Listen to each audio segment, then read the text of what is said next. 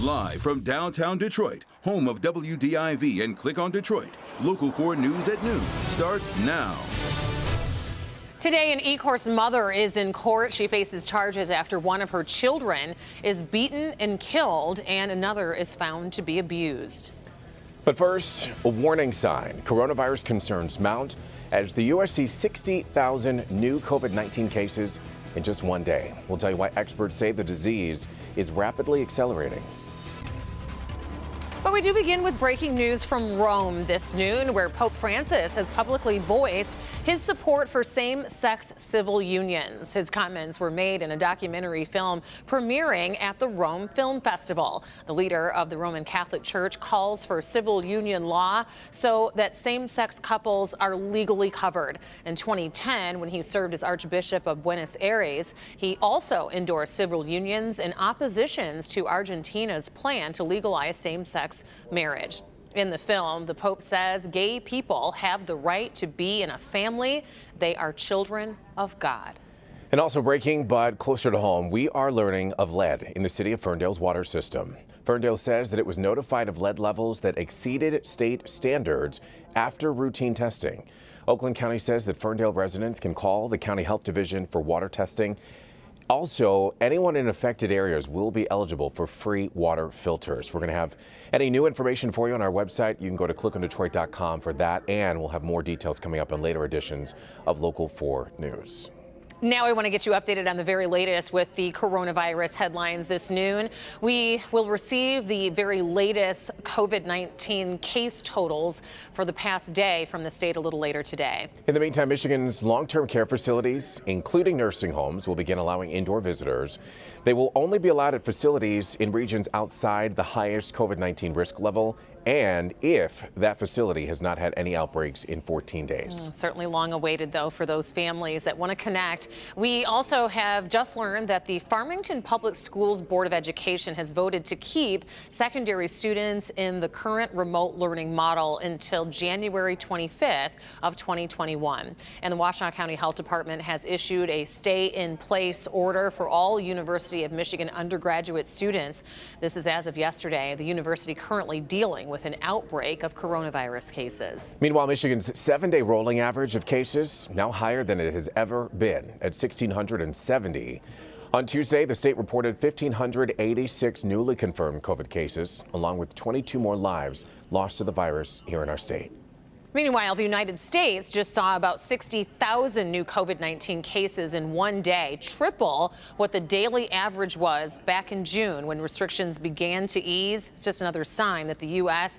is nearing what experts say is a rapid acceleration of this virus. The United States is leading the world in coronavirus cases. There are more than 8,276,000 confirmed cases here in the U.S., and in total, more than 221,000 Americans have died from that virus. That's according to the Johns Hopkins University database. And across the country, a growing number of hospitals are being overwhelmed with coronavirus patients. For more on that, let's turn things over to Gabe Gutierrez. New COVID clusters are ravaging the Midwest. In Chicago, cases have been rising rapidly by more than 500 a day. Make no mistake, we are in the second surge. Some businesses in Illinois may face tighter restrictions by the end of the week. If you're getting tired and you've let your guard down, now is the time to pick it back up. In Missouri, the positivity rate has soared to more than 21%. In Nebraska, they're facing record hospitalizations. At this nursing home in Kansas, 10 people have died from COVID and dozens of residents are sick. In rural South Dakota, Dr. Tom Dean says his county had no COVID cases for about 2 months. Then it saw 11 in one day. But we still see school athletic events and things like that where we see people crowding together. We see very few masks, even though I keep preaching it. A nursing home outbreak took the life of his 100-year-old father. In North Carolina, where COVID deaths have also reached a record high, healthcare workers do understand. It's real. It's very real. There's probably another day I don't cry. And the toll may be even higher. A new CDC report suggests the official number of COVID deaths might be an underestimate. finding more than 299,000 excess deaths in the U.S. from late January through October. Across the country, new confrontations over wearing masks in public, from outside this grocery store in Washington State to a coffee shop in San Diego. It's a hoax. Emotions also running high here in Illinois, the state with the second highest number of new cases in the U.S. We feel like professional soccer goalies just trying to keep people safe until their bodies can recover. And it's fine for us to do that when we have a couple balls coming at us. But when it comes to 100, you can't keep all those balls out. That was Gabe Gutierrez reporting. The CDC also issued a strong recommendation to require masks on all airplanes, trains, subways, buses, taxis, and rideshare vehicles. The White House in July opposed language that would have made it a federal mandate, arguing that it should be up to the local agencies. New here at noon, police say that a barricaded situation in Taylor has ended. It started around 2 o'clock this morning at a home near Eureka and Beach Daily Roads. Police believe that a man was barricaded in a home with a 1-year-old child after a domestic situation involving the child's mother. That woman was able to leave the home before the situation ended, and police brought her in for questioning. We are working to learn more about how this ended, and we'll have the very latest information on our website at clickondetroit.com, and of course right here on Local 4 News, later editions of our newscasts. We're also getting new information after a child is beaten and killed, and another is found to be abused in Ecorse. Yes. Now, the information is coming to us as their mother is attending a court hearing. We do want to get to Priya Mann this noon, who is live with a look at what happened in the courtroom. Well, Rhonda, Lisa Reed, the mother of these twin boys, is pleading not guilty. She was here at 25th District Court in person today, and she's facing some serious charges, including second-degree murder and child abuse in the first degree. And prosecutors say the alleged abuse against her twin boys is horrific. Ecorse mom Lisa Reed appeared before a judge in cuffs Wednesday. The 34-year-old had twin 13-month-old boys named Zaire and Zion.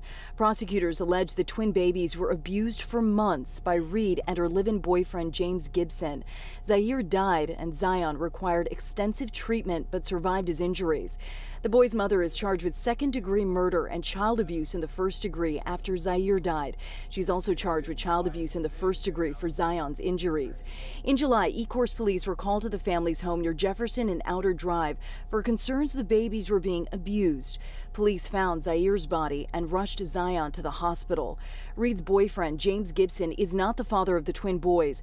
Prosecutors charged the 34-year-old with first-degree murder for Zaire's death and 2 counts of child. Prosecutors expect a lengthy preliminary exam between 7 to 10 witnesses. They're trying to combine the two. Right now, there's a total of 5 cases against Gibson and Reed.